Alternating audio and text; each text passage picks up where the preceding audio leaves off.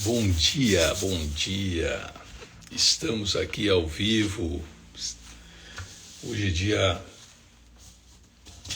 8 de agosto de 2026.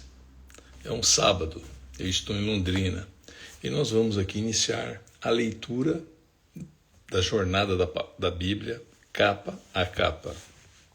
Então hoje é dia de número 161. E para a gente iniciar, então, nós vamos já fazer uma oração. Eu te rendo graças, Senhor, porque o Senhor é bom e nos ouve sempre, todos os dias. Obrigado, Senhor, pelo seu amor, pela sua graça e pela sua misericórdia, que não tem fim. Agradeço já por esse amanhecer, agradeço por esse dia, agradeço por estar aqui, preparado, firme para essa leitura. Dê entendimento nesse momento. Fica conosco. Eu oro em nome do teu Filho. Amém. Amém, né? Então a gente vai fazer a leitura hoje de 2 Reis 7 e 8, 2 Coríntios 12, Salmos 11 e Provérbios 8. 2 Reis 7, Versículo 1. Eliseu respondeu: escute que o Senhor diz: amanhã a esta hora você poderá comprar em Samaria 3,5 kg do melhor trigo ou 7 quilos de cevada por 1 barra de prata. O ajudante pessoal do rei disse a Eliseu: mesmo que o Senhor Deus abrisse janelas no céu e fizesse cair trigo e cevada, isso nunca poderia acontecer. Eliseu respondeu: com os seus próprios olhos você vai ver isso acontecer, mas não vai comer. 2 Reis 7, versículo 3. O exército dos sírios foge. 4 homens que sofriam de uma doença contagiosa da pele estavam do lado de fora dos portões da cidade de Samaria. Eles disseram uns aos outros: por que ficamos aqui sentados esperando a morte? Não vale a pena entrar na cidade, porque lá iríamos morrer de fome. Mas, se ficarmos aqui, também morreremos. Então, vamos então para o acampamento dos sírios, e se eles nos deixarem viver, ficaremos vivos. Se nos matarem, bem, nós vamos morrer de qualquer jeito mesmo. E assim, quando começou a escurecer, eles foram até o acampamento dos sírios. Porém, quando chegaram, não havia ninguém lá. Deus havia feito com que os sírios ouvissem um barulho que parecia o de um grande exército, com cavalos e carros de guerra. Então eles pensaram que o rei de Israel havia pago os reis de Heteus e dos egípcios e os seus exércitos para o atacarem. Por isso, ao anoitecer, os sírios haviam fugido para salvar a sua vida, abandonado as barracas, os cavalos, jumentos e deixando o acampamento como estava. Quando os 4 homens chegaram ao acampamento, entraram numa barraca, comeram, beberam do que havia ali, e pegaram a prata, o ouro e as roupas que acharam. Depois saíram e esconderam tudo, e aí voltaram, entraram em outra barraca e fizeram a mesma coisa. Mas então disseram: nós não estamos agindo bem, temos boas notícias e não devíamos ficar calados. Se esperarmos até amanhã para contar, certamente seremos castigados. Vamos agora mesmo contar isso lá no palácio. Então saíram do acampamento dos sírios, voltaram para Samaria e gritaram para os guardas que estavam nos portões: nós fomos até o acampamento dos sírios e não vimos, nem ouvimos ninguém. Os cavalos e os jumentos estão lá amarrados e as barracas estão do mesmo jeito que os sírios deixaram. Os guardas anunciaram a notícia e ela foi contada no palácio. Ainda era noite, mas o rei se levantou e disse aos seus oficiais: vou dizer a vocês o que foi que os sírios planejaram. Eles sabem que nós não temos nenhuma comida e por isso saíram do acampamento e foram se esconder no campo. Eles pensam que nós vamos sair da cidade para procurar comida e aí nos pegarão vivos e conquistarão a cidade. Um dos oficiais disse: os que ficaram aqui na cidade vão morrer de qualquer jeito, como alguns já morreram. Portanto, deixe que nós mantemos alguns homens com 5 dos cavalos que restaram, para assim podermos descobrir o que foi que aconteceu. Eles escolheram alguns homens e o rei os mandou em 2 carros de guerra com ordem para descobrir o que havia acontecido no exército dos sírios. Os homens foram até o rio Jordão e viram por toda a estrada as roupas e as armas que os sírios tinham abandonado enquanto fugiam.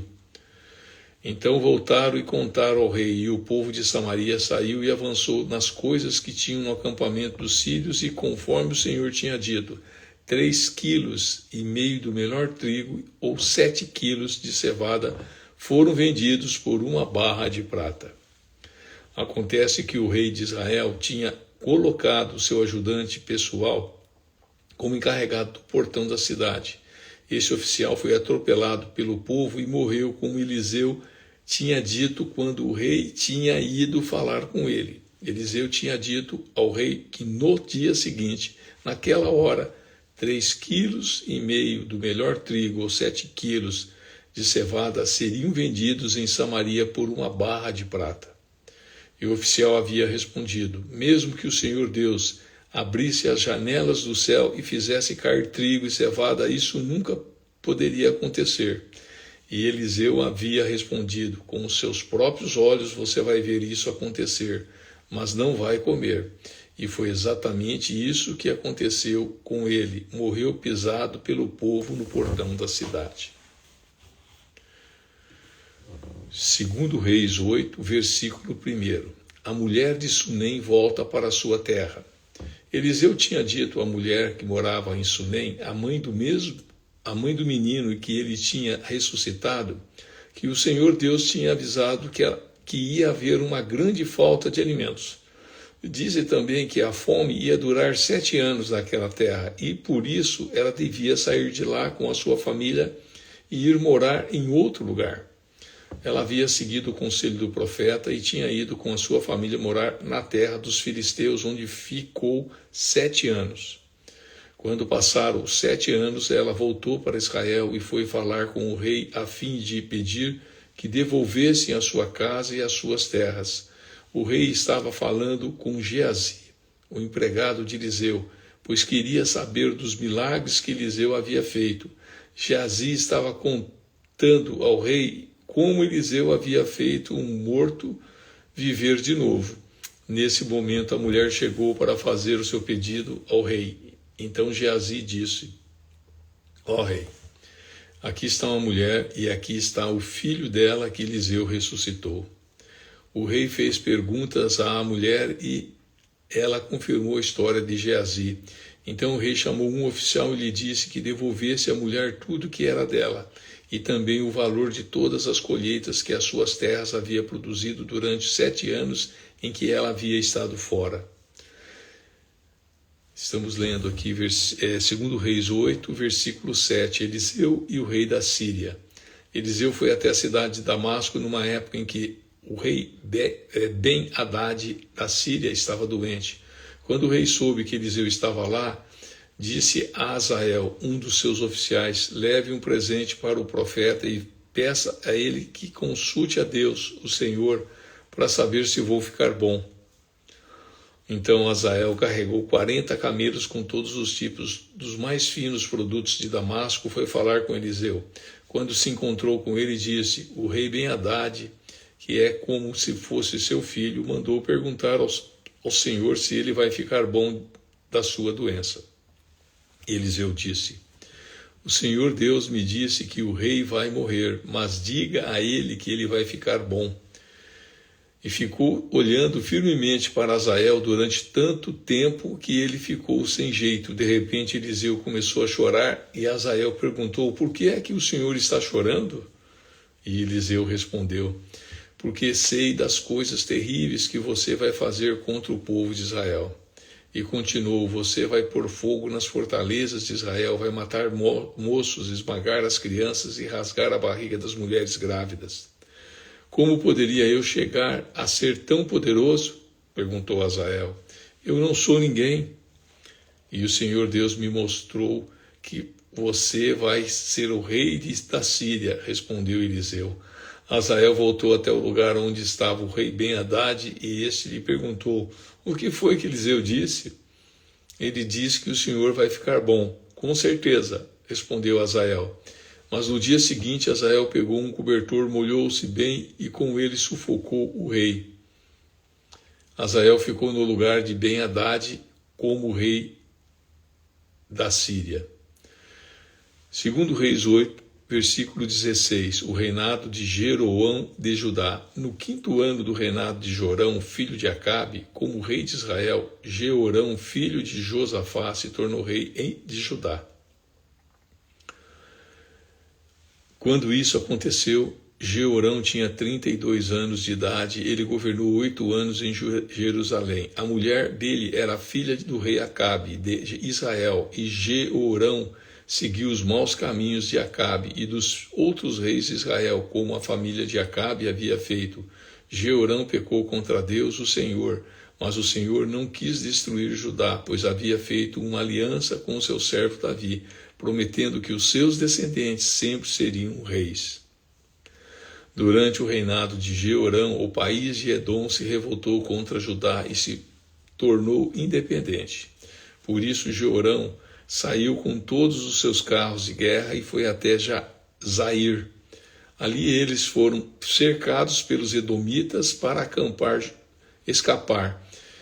Jeorão e os comandantes dos seus carros de guerra atacaram os edomitas durante a noite, e os soldados de Jeorão fugiram para suas casas. Desse tempo em diante, Edom ficou independente de Judá. Nesta mesma época, a cidade de Libna também se revoltou. Todas as outras coisas que Jeorão fez estão escritas na história dos reis de Judá. Jeorão morreu e foi sepultado nos túmulos dos reis na cidade de Davi, e o seu filho Acasias ficou no lugar dele como rei. Segundo Reis, nós estamos lendo Segundo Reis, no Velho Testamento, versículo 25, o reinado de Acasias de Judá. No ano 12 do reinado de Jorão, filho de Acabe, como rei de Israel, Acasias, filho de Jeorão, se tornou rei de Judá. Quando isso aconteceu, Acasias tinha 22 anos de idade e ele governou 1 ano em Jerusalém. A mãe dele se chamava Atalia e era filha do rei Onre de Israel. Por ser aparentado com o rei Acabe, pelo casamento, Acasias seguiu o exemplo da família de Acabe e pecou contra Deus, o Senhor. O rei Acasias se juntou com o rei Jorão de Israel a fim de guerrear contra o rei Azael da Síria. Os exércitos deles lutaram em Ramote, Gileade, e Jorão foi ferido na batalha. Então ele voltou para a cidade de Jezreel a fim de tratar os ferimentos, e Acasias foi até lá para visitá-lo. Finalizamos aqui a leitura de 2 Reis 7 e 8, e nós vamos então no Novo Testamento para 2 Coríntios, versículo 12. Capítulo 12. As visões e revelações de Paulo. Embora não adiante nada, eu preciso me gabar de mim mesmo. Agora vou falar a respeito das visões e revelações que o Senhor me tem dado. Conheço um cristão que há 14 anos foi levado de repente até o mais alto céu. Não sei se isso de fato aconteceu ou se ele teve uma visão, somente Deus sabe. Repito, sei que esse homem foi levado de repente ao paraíso. Não sei se isso de fato aconteceu ou se foi uma visão, somente Deus sabe. E ali ele ouviu coisas que palavras humanas não conseguem contar. Eu me gabarei desse homem, mas não me gabarei de mim mesmo, a não ser das coisas que mostram as minhas fraquezas. No entanto, se eu quisesse me gabar de mim mesmo, isso não seria uma loucura, porque estaria dizendo a verdade. Mas eu não me gabarei, pois quero que a opinião que as pessoas têm de mim se baseie naquilo que me viram fazer e me ouviram dizer. 2 Coríntios 12, versículo 7. Mas para que não ficasse orgulhoso demais por causa das coisas maravilhosas que vi, eu recebi uma doença dolorosa que é comum como um espinho no meu corpo. Ele veio como um mensageiro de Satanás para me dar bofetadas, e eu impedi e impedir que eu ficasse orgulhoso. 3 vezes orei ao Senhor pedindo que Ele me tirasse desse sofrimento. Mas Ele me respondeu: a minha graça é tudo o que você precisa, pois o meu poder é mais forte quando você está fraco. Portanto, eu me sinto muito feliz em me gabar das minhas fraquezas, para que assim a proteção do poder de Cristo esteja comigo. Eu me alegro também com as fraquezas, os insultos, os sofrimentos, as perseguições e as dificuldades pelas quais passo por causa de Cristo. Porque quando perco toda a minha força, então tenho força de Cristo em mim. 2 Coríntios 12, versículo 11, a preocupação de Paulo e a igreja de Corinto. Eu estou agindo como louco, mas foram vocês que me obrigaram a isso, porque vocês é que deviam falar bem de mim, pois mesmo que eu não valha nada, eu não sou inferior de modo nenhum a esses tais superapóstolos de vocês. As coisas que provam que, de fato, sou apóstolo foram feitas entre vocês com muita paciência. Foram sinais, maravilhas e milagres. Como é que vocês foram tratados pior do que as outras igrejas? A única diferença é que eu não exigi que vocês me ajudassem. Por favor, perdoem essa injustiça. Já estou preparado para fazer a minha 3ª visita a vocês e novamente não vou exigir que vocês me ajudem. Eu quero vocês e não o dinheiro de vocês. Afinal de contas, são os pais que devem juntar dinheiro para os filhos e não os filhos para os pais. Vou ficar contente em gastar tudo o que tenho e até a mim mesmo para ajudá-los. Será que vocês me amarão menos só porque eu os amo tanto? Portanto, vocês vão concordar que eu não exigi nada de vocês, porém alguém poderá dizer que eu os enganei e tapeei com mentiras. Por acaso explorei vocês por meio de algum mensageiro que lhes mandei? Eu pedi a Tito que fosse visitá-los e mandei com ele um outro irmão na fé. Por acaso Tito os explorou? Será que nós dois não temos agido do mesmo modo e com o mesmo espírito? Talvez vocês pensem que estamos querendo nos defender diante de vocês, mas não é isso. Falamos como Cristo nos mandaria falar e na presença de Deus. E tudo o que fazemos, queridos amigos, é para ajudar vocês. Tenha medo de que, quando chegar aí, eu os encontre diferentes do que eu gostaria que fossem e que vocês me achem diferente do que gostariam que eu fosse.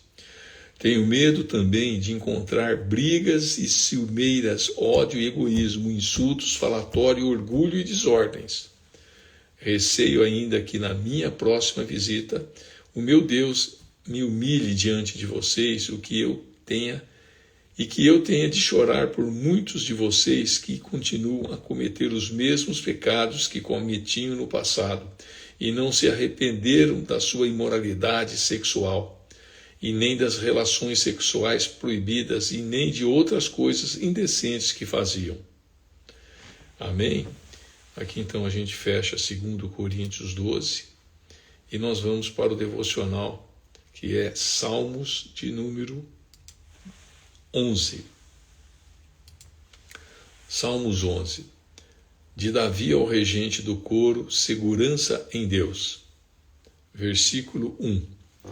Com Deus o Senhor, estou seguro. Não adianta me dizerem, fuja como um pássaro para as montanhas, porque os maus já armaram os seus arcos e de tocar e apontaram as flechas para atirar nas pessoas direitas. O que pode fazer a pessoa nessa quando as leis e os bons costumes são desprezados? O Senhor Deus está no seu santo templo, o seu trono está no céu. Ele vê todas as pessoas e sabe o que elas fazem. O Senhor examina os que lhe obedecem e também aqueles que são maus. Com todo o coração ele detesta os que gostam de praticar violências. Deus faz cair enxofre e brasa sobre os maus. Ele os castiga com ventos que queimam como fogo. O Senhor faz o que é certo e ama a honestidade. As pessoas que são obedientes a Ele viverão na sua presença. Amém? Então aqui nós lemos Salmos 11, segurança em Deus, né? Foi escrito pelo rei Davi, e nós vamos então para Provérbios também, que é um devocional, e hoje é dia 8. Esse Provérbios dia 8, ele tem 36 versículos, né? Foi escrito pelo rei Salomão, e aqui a gente vai entender o que é temer a Deus ou temor ao Senhor. Provérbios 8, versículo 1, elogio à sabedoria.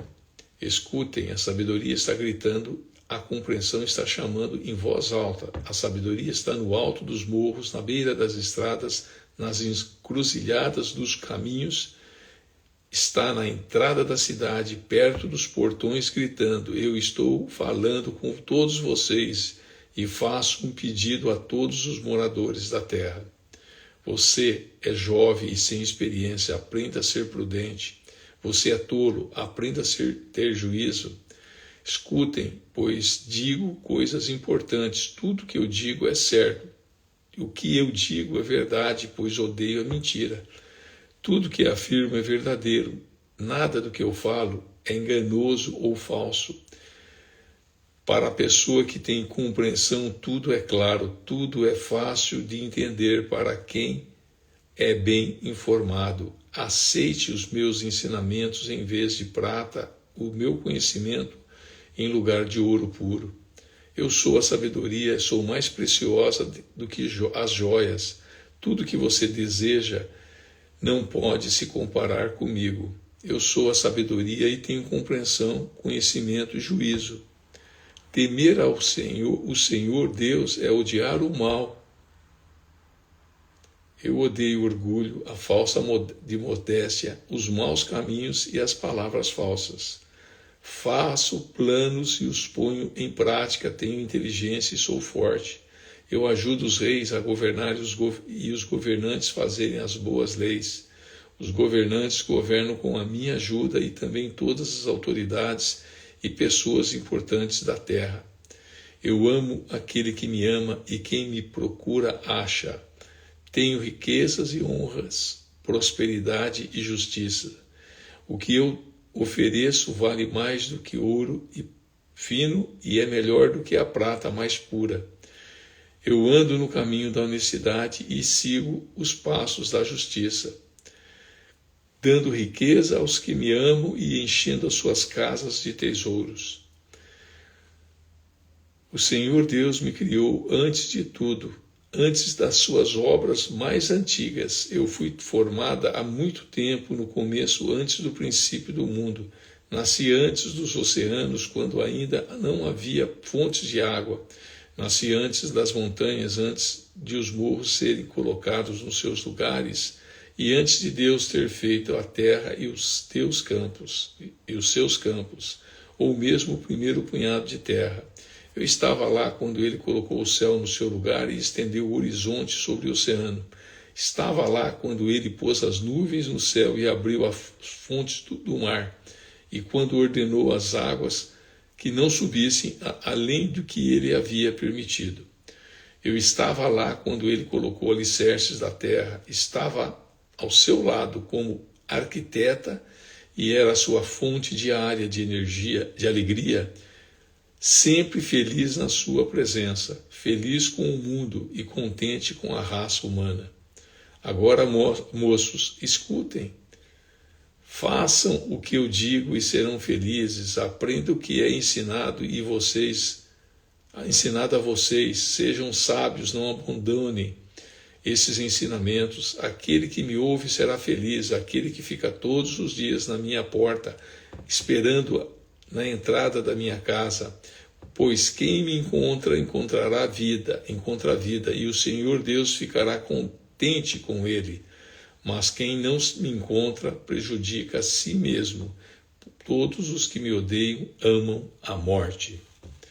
Então aqui finalizamos o devocional de Provérbios 8. O versículo que eu marquei foi o de número 13, 8:13, e que diz assim, né?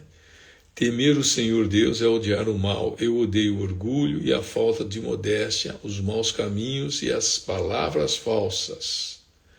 Amém? Então aqui nós finalizamos a nossa leitura desse dia 8 de agosto de 2026, o dia 161, são 161 dias lendo a palavra da Bíblia capa a capa. Amém? Vamos fechar os nossos olhos e entregar esse período de leitura. Senhor, já agradeço aqui esse período de leitura, onde o Senhor nos deu entendimento e discernimento da Tua palavra.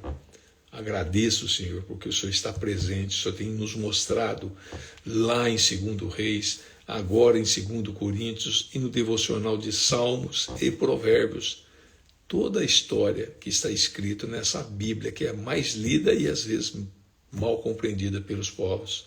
Obrigado, Senhor, por essa oportunidade. Fica conosco nesse dia. Dê livramento. Eu oro em nome do Teu Filho amado, Jesus Cristo. Amém. Então, amém. Tenha um sábado maravilhoso e que Deus abençoe e até amanhã.